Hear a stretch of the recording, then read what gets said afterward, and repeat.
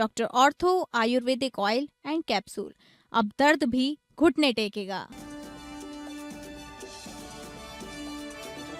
हल्द्वानी में 6.75 करोड़ की लागत से बनेगा अत्याधुनिक मीडिया सेंटर। सीएम धामी ने किया शिलान्यास।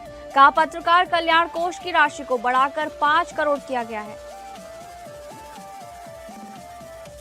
चंपावत में वोटर लिस्ट का महाअभियान। एसआईआर के लिए 8 जून से घर घर पहुंचेंगे बीएलओ। छूटे नाम जोड़ने का सुनहरा मौका।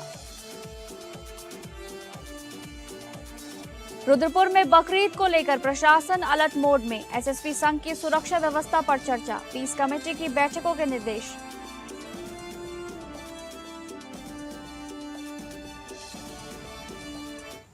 नमस्कार, आप सभी का बहुत बहुत स्वागत है उत्तराखंड न्यूज में। मैं हूं आपके साथ शालिनी राणा। शुरुआत करेंगे उत्तराखंड से जुड़ी खबरों की।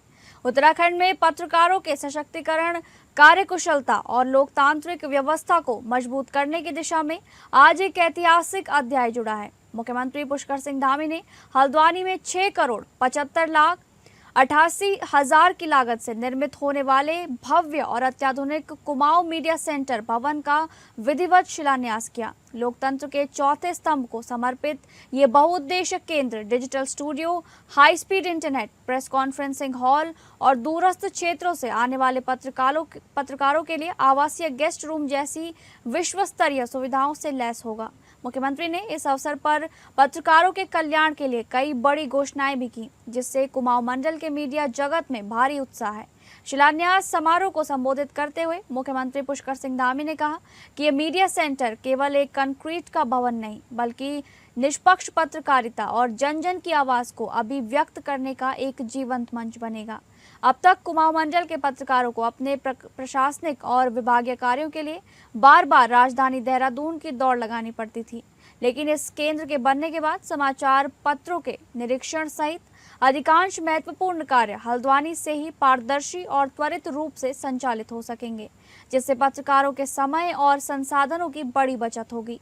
समारोह के दौरान मुख्यमंत्री पुष्कर सिंह धामी ने पत्रकारों की सामाजिक और आर्थिक सुरक्षा के प्रति अपनी सरकार का संकल्प दोहराया। उन्होंने सरकार द्वारा उठाए गए नीतिगत कदमों को साझा करते हुए बताया कि पत्रकार कल्याण कोष की राशि को बढ़ाकर 5 करोड़ कर दिया गया है, ताकि गंभीर बीमारी या आकस्मिक दुर्घटना की स्थिति में आश्रितों को तुरंत आर्थिक मदद मिल सके। मान्यता प्राप्त अधिस्वीकृत पत्रकारों और उनके परिवारों के लिए 5 लाख तक की कैशलेस स्वास्थ्य बीमा योजना प्रभावी रूप से लागू है। 60 वर्ष से अधिक आयु के वरिष्ठ पत्रकारों के सम्मान में 8,000 प्रति माह की पेंशन राशि भी प्रदान की जा रही है।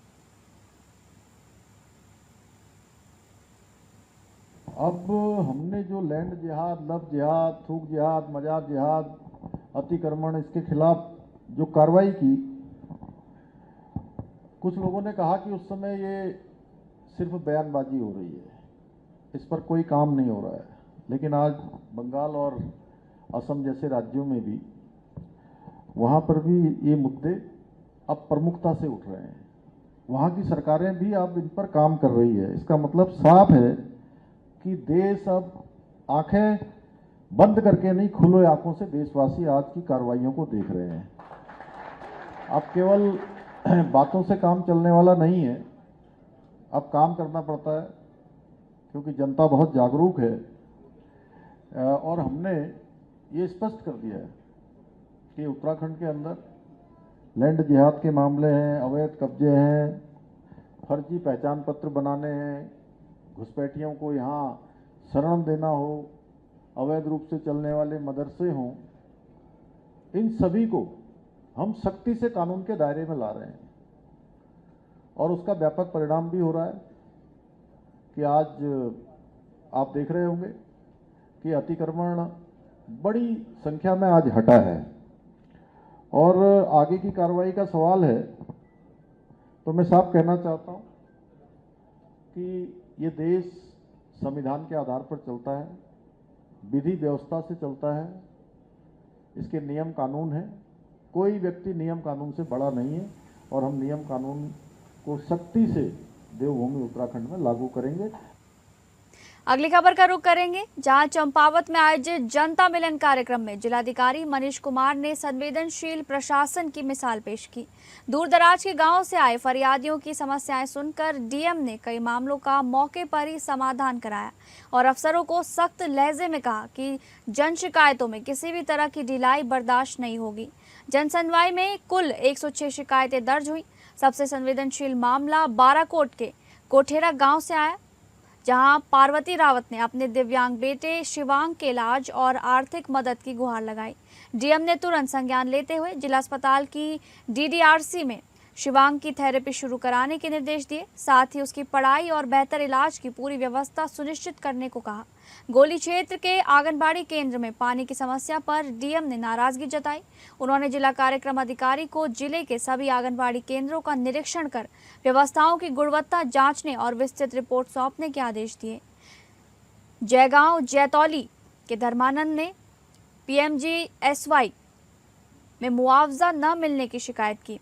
इस पर डीएम ने अधिशासी अभियंता को आज ही भुगतान करने के निर्देश दिए। हाल ही में ओलावृष्टि से बागानों को हुए नुकसान पर ढरोज निवासी प्रकाश चंद्र की शिकायत पर जिला उद्यान अधिकारी और कृषि विभाग को तुरंत नुकसान का आकलन कर मुआवजा प्रक्रिया शुरू करने का भी कहा गया। खड़ी बाजार की अनिता सार्की की विवाह पंजीकरण की समस्या का समाधान यूसीसी के तहत पंजीकरण कराने के निर्देश देकर किया गया। द्यूरी निवासी नारायण सिंह को कान की मशीन उपलब्ध कराने, बाढ़सी और बाढ़ पास में हैंडपंप लगाने, नए बिजली पानी कनेक्शन देने, बीपीएल व अंत्योदय राशन कार्ड जारी करने जैसे मामलों में भी संबंधित विभागों को समयबद्ध कार्रवाई के आदेश दिए गए। इसके अलावा जंगली जानवरों से फसल सुरक्षा, भूमि विवाद, नाली और मलबा प्रबंधन जैसी समस्याओं पर भी डीएम ने प्राथमिकता से निस्तारण के निर्देश दिए। उन्होंने दो टूक कहा, जन समस्याओं के समाधान में लापरवाही किसी सूरत में माफ नहीं होगी। हर शिकायत का संवेदनशीलता और गंभीरता से निपटारा हो। कार्यक्रम में देवेश चौहान, विम्मी जोशी समेत कई विभागीय अधिकारी मौजूद रहे। बड़ी संख्या में ग्रामीणों ने अपनी समस्याएं रखी और मौके पर राहत पाकर संतुष्टि जताई।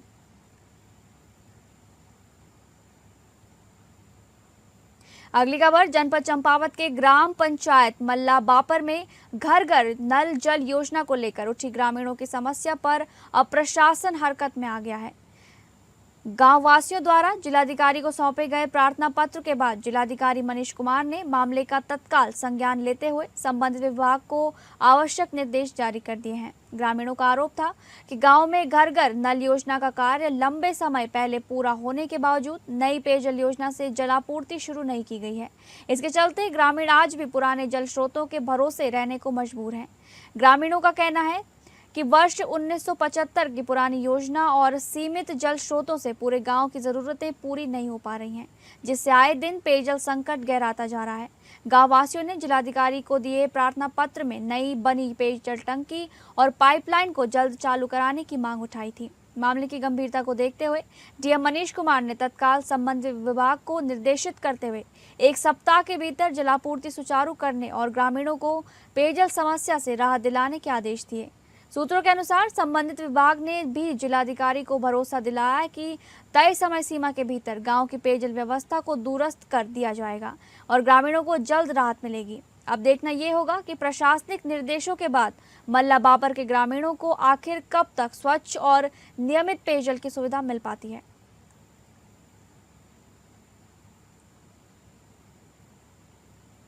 पानी की बहुत समस्या है और जो पानी आ रहा है वो तीसरे दिन पहुंच रहा है। तीसरे दिन में भी वो 100 लीटर पानी आता है, उसमें हमारी पूर्ति नहीं हो रही है। मेरे बच्चे स्कूल जाते हैं, सुबह स्कूल जाने से पहले वो पानी भर के जाते हैं, फिर 3 बजे स्कूल से आते हैं तो अब पानी भरते हैं। घर में अकेली हूँ, गाय का भी काम करना पड़ता है, खेती का भी काम करना पड़ता है।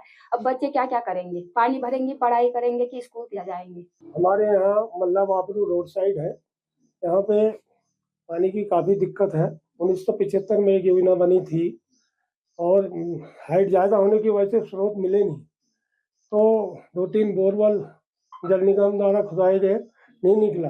लेकिन जो 50 साल पुरानी योजना था उसी की पुनर्गठन किया गया है। मैं पानी की समस्या में ये कहना चाहती हूँ कि जो हर घर जल योजना का नल लगाया गया है उसमें पानी दिया जाए। हमारे लिए पानी की बहुत असुविधा हो रही है। अगली खबर जनपद चंपावत के विकास खंड टनकपुर अंतर्गत महिनहारगोट में लोक समस्या निवारण कार्यक्रम के तहत आयोजित बहुउद्देश्य शिविर में ग्रामीणों की समस्याओं के समाधान को लेकर प्रशासन सक्रिय नजर आया। उत्तराखंड अल्पसंख्यक आयोग की उपाध्यक्ष फरजाना बेगम की अध्यक्षता में आयोजित इस शिविर में विभिन्न विभागों के अधिकारियों ने ग्रामीणों की समस्याएं सुनी और मौके पर समाधान का प्रयास किया। शिविर में समाज कल्याण, स्वास्थ्य, राजस्व, शिक्षा, कृषि, बाल विकास, उद्योग एवं पशुपालन विभाग सहित कई विभागों द्वारा स्टॉल लगाकर सरकार की जन कल्याणकारी योजनाओं की जानकारी ग्रामीणों तक पहुंचाई गई। साथ ही आमजन को विभिन्न लाभार्थी परक योजनाओं एवं सरकारी सुविधाओं के बारे में विस्तार से अवगत कराया गया। कार्यक्रम के दौरान कुल 26 प्रकरण सामने आए, जिनमें से 6 मामलों का मौके पर ही निस्तारण कर शिकायतकर्ताओं को तत्काल राहत प्रदान की गई। वहीं एक अहम मामले में उपाध्यक्ष फरजाना बेगम ने तत्काल संज्ञान लेते हुए कोतवाली टनकपुर के प्रभारी निरीक्षक चेतन रावत को मौके पर बुलाया और आवश्यक कार्रवाई के निर्देश दिए, जिससे प्रशासन की गंभीरता साफ नजर आई। ग्रामीणों ने इस पहल को सराहनीय बताते हुए कहा कि ऐसे शिविरों से गांव स्तर पर ही समस्याओं का समाधान संभव हो रहा है और सरकारी योजनाओं की जानकारी भी सीधे लोगों तक पहुंच रही है। मनियारगोट में जनता की आवाज बनी प्रशासन की प्राथमिकता। लोक समस्या निवारण शिविर में ग्रामीणों की समस्याओं का त्वरित समाधान किया गया। फरजाना बेगम के सामने उठे सवालों पर मौके पर ही बड़ा एक्शन लेते हुए सभी का निवारण किया गया।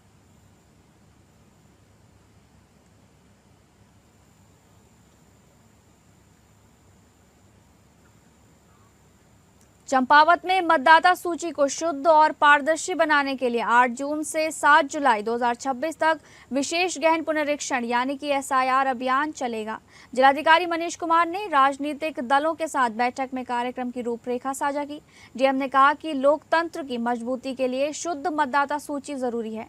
BLO 8 जून से 7 जुलाई तक घर घर जाकर भौतिक सत्यापन करेंगे और गणना प्रपत्र बांटेंगे और संग्रह करेंगे। हर परिवार तक पहुंच के लिए BLO कम से कम 3 बार भ्रमण करेंगे। 29 मई से 7 जून तक तैयारी, प्रशिक्षण और प्रिंटिंग का काम होगा। BLO BLA को प्रशिक्षित कर प्रक्रिया पारदर्शी बनाई जाएगी। मतदान केंद्रों का युक्तिकरण भी 7 जुलाई तक पूरा होगा। 14 जुलाई को प्रारूप मतदाता सूची प्रकाशित होगी। 14 जुलाई से 13 अगस्त तक दावे आपत्तियां ऑनलाइन और ऑफलाइन दर्ज कराई जा सकेंगी। निस्तारण 11 सितंबर तक कर 15 सितंबर को अंतिम सूची प्रकाशित होगी। एन्यूमरेशन के दौरान कोई दस्तावेज जमा नहीं होंगे। आधार सिर्फ पहचान के लिए मान्य होगा। नागरिकता प्रमाण पत्र नहीं होगा।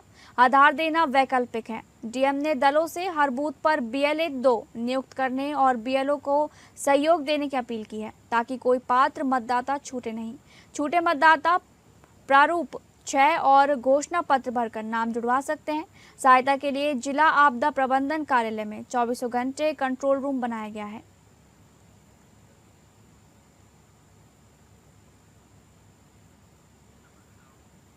अगली खबर रुद्रपुर से आ रही है, जहां पर बकरीद पर्व को लेकर प्रशासन और पुलिस पूरी तरह सतर्क नजर आ रही है। इसी क्रम में रुद्रपुर विधायक शिव अरोड़ा वरिष्ठ पुलिस अधीक्षक अजय गणपति ने के आवास पहुंचे, जहां पर पर्व के दौरान सुरक्षा व्यवस्था और कानून को लेकर विस्तृत चर्चा की गई। SSP अजय गणपति ने बताया कि जिले के सभी थाना क्षेत्रों में पीस कमेटी बैठकों के निर्देश दिए गए हैं, ताकि त्योहार शांतिपूर्ण माहौल में संपन्न हो सके। उन्होंने कहा कि बकरीद पर कुर्बानी केवल प्रशासन द्वारा चिन्हित स्थानों पर ही की जाएगी। साथ ही कुर्बानी के अवशेष सार्वजनिक स्थानों या इधर उधर फेंकने वालों पर सख्त कार्रवाई की जाएगी। वहीं विधायक शिव अरोड़ा ने बकरीद के दिन अतिरिक्त पुलिस बल तैनात करने की मांग की। उन्होंने कहा कि किसी भी प्रकार से माहौल बिगाड़ने की कोशिश करने वालों को बख्शा नहीं जाएगा।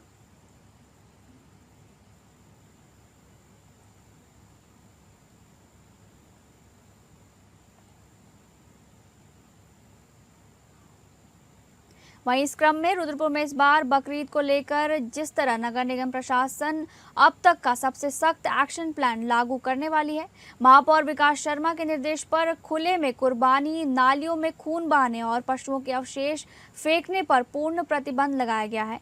आदेशों का उल्लंघन करने वालों के खिलाफ सख्त कानूनी कार्रवाई भी की जाएगी। महापौर ने बताया कि कुर्बानी केवल अधिकृत स्लॉटर हाउस या निर्धारित स्थलों पर ही की जा सकेगी। प्रत्येक स्थल पर विशेष निगरानी समिति गठित होगी, जिससे जिसमें स्थानीय नागरिकों के साथ महिला सदस्य की मौजूदगी भी अनिवार्य रहेगी। पूरी प्रक्रिया की वीडियोग्राफी कराई जाएगी तथा स्वच्छता और जन स्वास्थ्य के मानकों का पालन सुनिश्चित किया जाएगा। नगर निगम प्रशासन ने स्पष्ट किया है कि हाईकोर्ट के आदेशों और नगर निगम अधिनियम का सख्ती से पालन कराया जाएगा। प्रशासन ने सभी नागरिकों से भाईचारे और शांतिपूर्ण माहौल में त्योहार मनाने की अपील की है।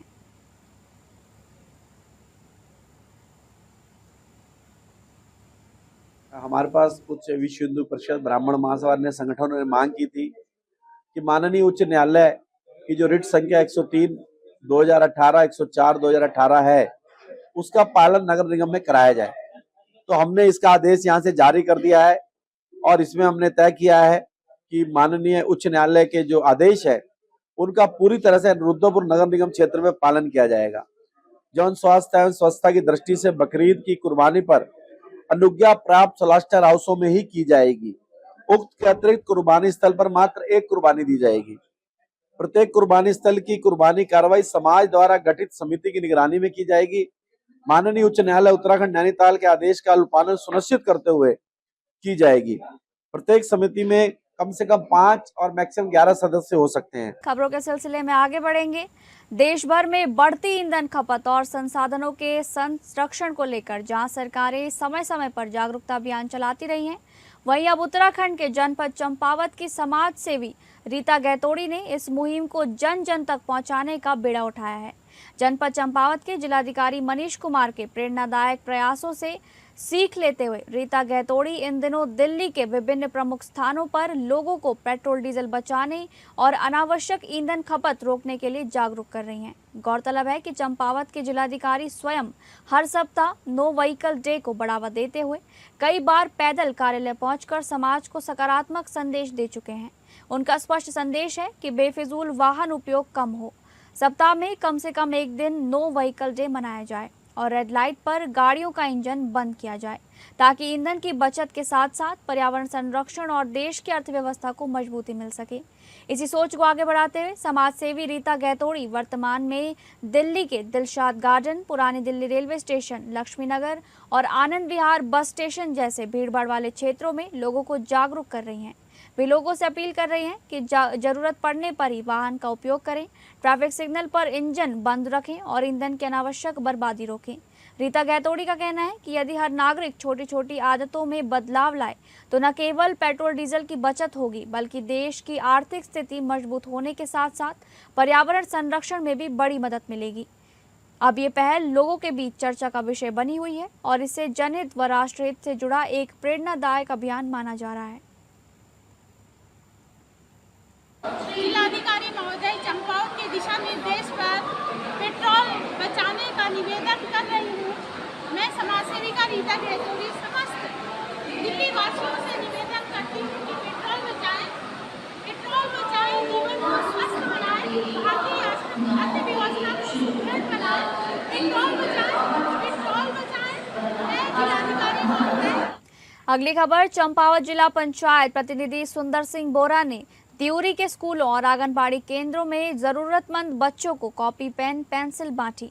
शिक्षा सबसे बड़ा दान बताते हुए बोरा ने कहा, हर बच्चे के हाथ में कलम हो। स्थानीय लोगों ने इस प्रेरणादायक पहल की सराहना की।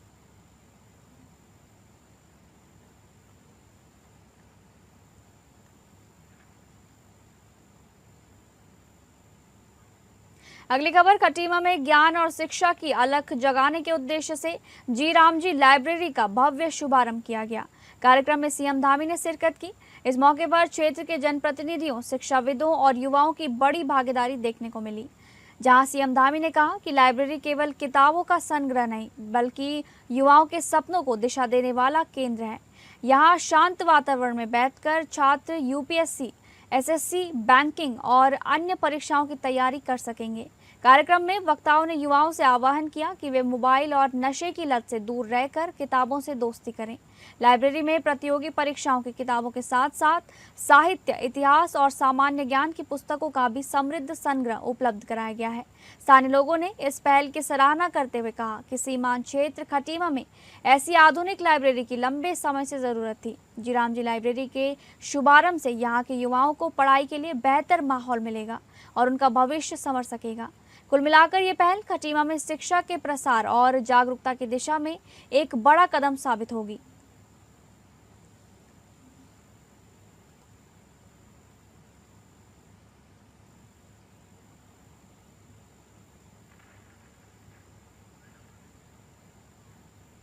फिलहाल उत्तराखंड न्यूज में बस इतना ही। नमस्कार।